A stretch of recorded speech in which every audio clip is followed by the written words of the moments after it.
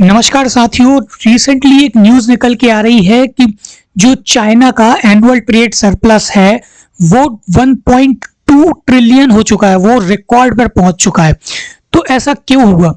तो ऐसा इसलिए हुआ क्योंकि जो चाइनीज एक्सपोर्ट है वो एक्सट्रीमली हाई चला गया है। बहुत ज़्यादा चाइनीज एक्सपोर्ट कर रहे हैं आज के टाइम पे, और उनका जो इंपोर्ट है वो बहुत कम हो गया है। तो ये जो ट्रेड सरप्लस होता है, सरप्लस मतलब किसी भी जो देश है उसने जो है अपनी कंट्री के बाहर माल बेचा ज़्यादा है और खरीदा कम है, उसे हम कहते हैं ट्रेड सरप्लस। और अगर कोई कंट्री जो है बाहर से विदेशों से माल खरीदती ज्यादा है और बेचती कम है तो उसे हम कहते हैं ट्रेड डेफिसिट। तो आज के टाइम पे अगर हम बात करें, इंडिया जो है, इंडिया ट्रेड डेफिसिट में है। इंडिया बाहर से माल खरीदती ज्यादा है और बेचती कम है। और वहीं पे अगर हम चाइना की बात करें तो चाइना विदेशों में माल बेचती ज्यादा है और खरीदती कम है। तो चाइना जो है, चाइना ट्रेड सरप्लस में है। और आज की डेट में चाइना का जो ट्रेड सरप्लस है वो है 1.2 ट्रिलियन डॉलर का। तो अगर हम बात करें तो इसका जो कंसेंसस निकाला था र्यूटर्स फोरकास्ट कर रहा था, इसका जो ग्रोथ होगा, जो एक्सपोर्ट चाइना का जो एक्सपोर्ट ईयर ग्रोथ होगा वो 3% के आसपास का एक्सपेक्टेड था। लेकिन एक्चुअल में ये 6.6% तक बढ़ गया है, और ये ईयर ऑन ईयर बेसिस पे।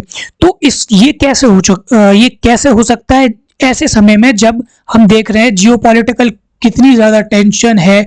जो डोनाल्ड ट्रंप है वो टैरिफ पे टैरिफ लगाया जा रहा है। ऐसी सिचुएशंस में भी हम देख सकते हैं कि चाइना का जो एक्सपोर्ट है वो कितना ज़्यादा बढ़ गया है।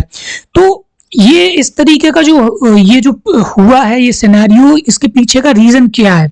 तो इसका अगर रीज़न समझने की कोशिश करें तो पूरी दुनिया के अंदर चाइनीज जो प्रोडक्ट्स हैं, चाइनीज गुड्स जो हैं, उनकी बहुत ज़्यादा डिमांड है। चाइनीज इलेक्ट्रॉनिक्स हो या चाइनीज ईवी हो, बैटरी हो, सोलर इक्विपमेंट हो, मशीनरी हो, गुड्स, कंज्यूमर गुड्स हो, कुछ भी हो, चाइनीज प्रोडक्ट्स की बहुत ज़्यादा पूरी दुनिया भर में ही डिमांड है। और इसी के चलते ये हो रहा है। दूसरा जो रीज़न है ये हो गया प्री शिपमेंट।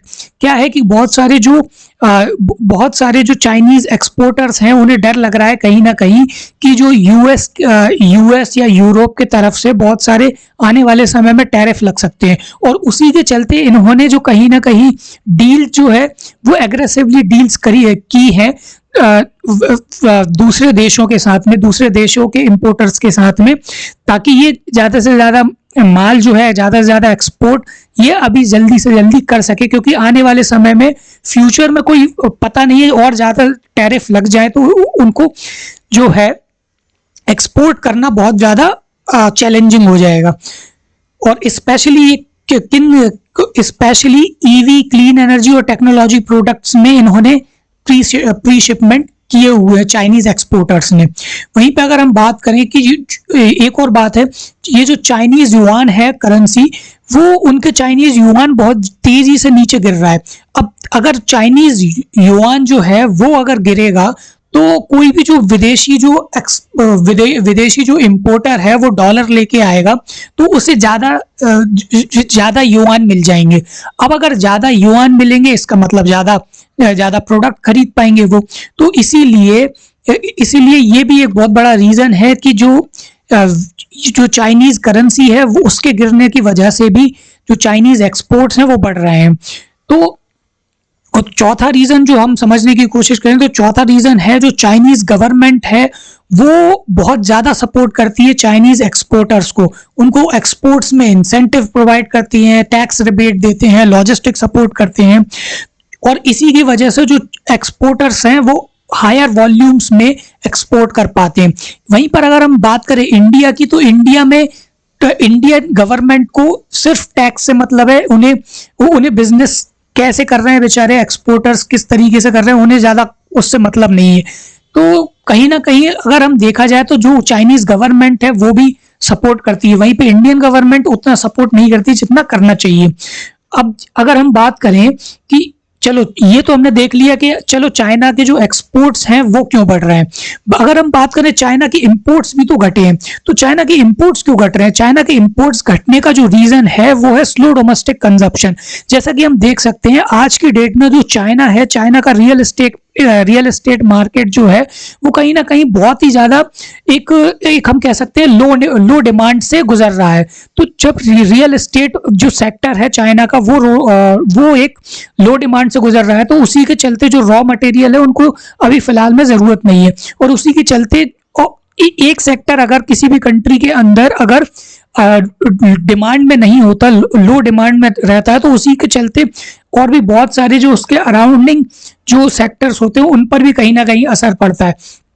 तो वही चीज हमें देखने को मिल रही है जो चाइना के अंदर रियल एस्टेट सेक्टर की लो डिमांड की वजह से और भी जो उनको और भी दूसरे सेक्टर्स भी कहीं ना कहीं उन्हें इंपोर्ट करने की जरूरत नहीं पड़ रही है, और भी दूसरी जो प्रोडक्ट्स हैं।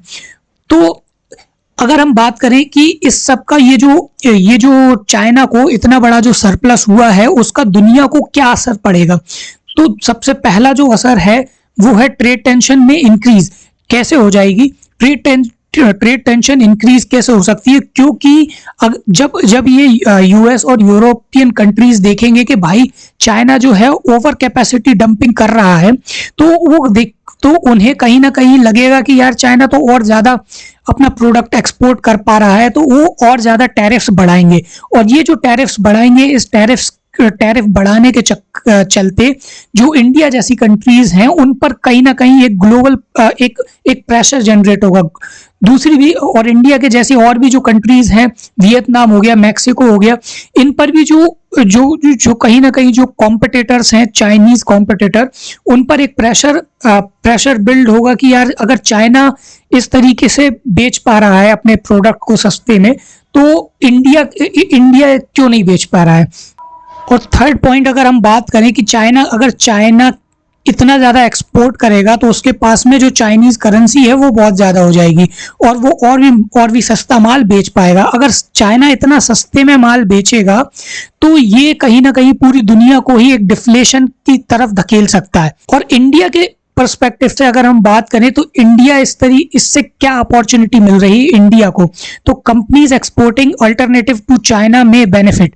अब चाइना जो भी यूएस के या यूरोप के आने वाले समय में अगर कोई टैरिफ वगैरह लगते हैं, तो यूरोप और यूएस के जो इंपोर्टर्स हैं वो अगर कोई चाइना का रिप्लेसमेंट ढूंढना चाहेंगे तो उन्हें सबसे पहला अगर कोई रिप्लेसमेंट दिखेगा तो वो इंडियन एक्सपोर्टर्स ही दिखेंगे।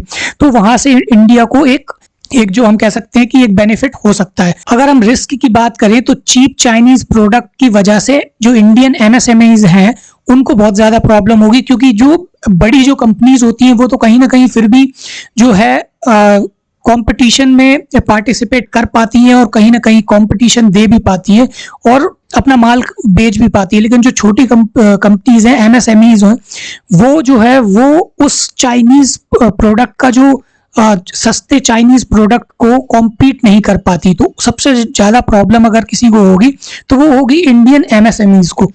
तो यही है, बाकी अब मिलते हैं अगली वीडियो में, तब तक के लिए धन्यवाद।